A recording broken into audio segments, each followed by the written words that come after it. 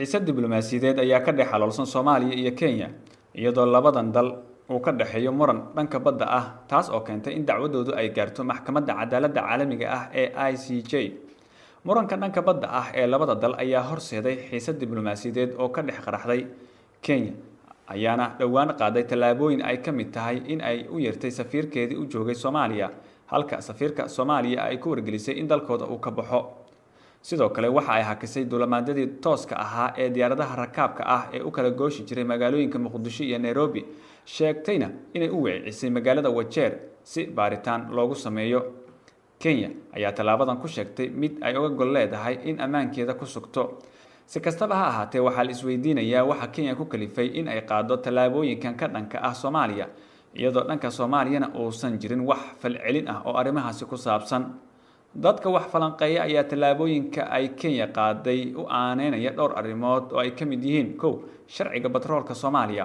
Baarlamaanka Dowladda Federaalka ee Soomaaliya ayaa 20kii bishan May cod aqlabiyad leh ku meelmariyay xeerka shidaalka Soomaaliya. Tallaabadan ayaa dad badan u arkaan in ay mar kale ka careysiisay dowladda Kenya oo horey uga carootay shirkii shidaalka Soomaaliya ee London. Kenya ayaa garoonka diyaaradaha ee Jomo Kenyatta ku xayirtay mas'uuliyiin ka tirsan dowladda Soomaaliya oo ay sheegtay in aanay dalku gal wadan.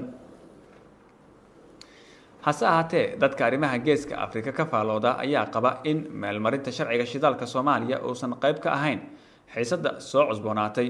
arrintaasi uma arko in ay wax weyn tahay. Soomaaliya xaq bay u leedahay in ay iib geyso shidaalkeeda, balse midda kaliya ee Kenya ay ka dhawaajinayso waa in labada dal ay ka wada hadlaan dhulka lagu muransan yahay inta aan tallaabooyin kale la qaadin, ayuu yiri Cabdiwahaab Sheekh Cabdisamed oo arrimaha siyaasadda iyo geeska Afrika ka faalooda. 2. Shirkii London ee shidaalka Soomaaliya. 5 Febraayo ee sanadkan 2019 waxaa magaalada London ee dalka Britain ka dhacay shir lagu soo bandhigay macluumaad la xiriira sahmin shidaal oo laga sameeyay Soomaaliya. shirkaasi ayaa waxaa qabanqaabiyay dowladda federaalka Soomaaliya oo sheegtay in ay ku iibgeynayso xirmooyin shidaal ah. Tallaabadan ayay dowladda Kenya ku tilmaantay mid Soomaaliya ay ku xaraashayso xirmooyin shidaal ah oo laga helay badda ay labada dal ku muransan yihiin.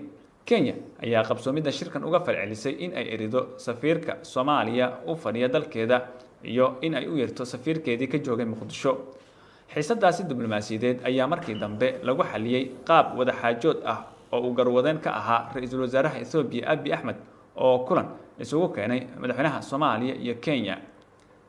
rajada Kenya ay ka qabto kiiska muranka badda ee ICJ.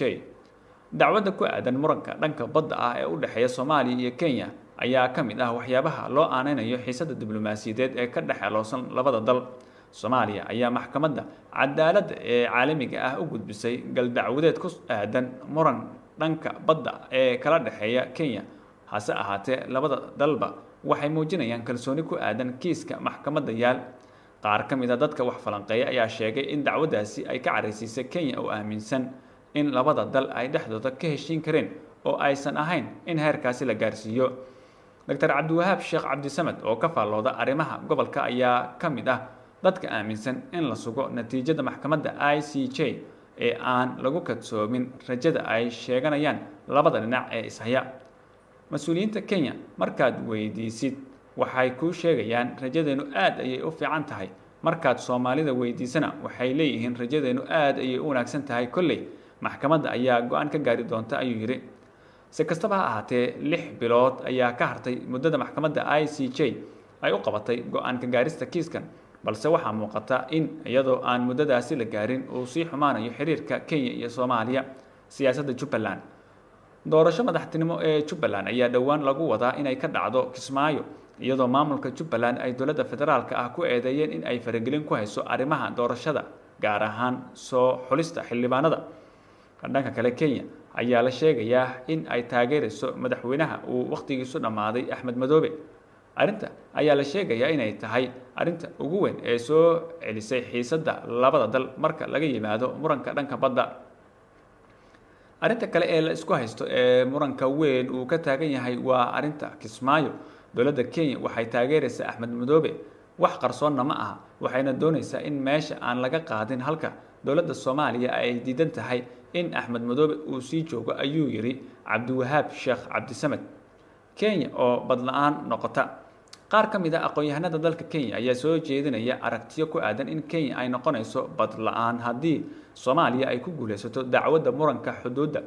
Muuqaal oo ay soo duubeen arday Kenyaan ah oo jaamacado ka dhigta dibadda ayaa lagu sheegay in Soomaaliya oo kaashanaysa dalal cadaan ah ay gumaysan rabto Kenya, isla markaana ay doonayso in ay dhacdo badda lagu murunsan yahay. Dhalinyarada muuqaalka ku jira ayaa ku doodaya in haddii maxkamadda cadaaladda caalamiga ah ay go'aamiso in Soomaaliya ay leedahay badda lagu murunsan yahay, ay taasi horseedi doonto in Kenya ay noqoto dal aan bad lahayn.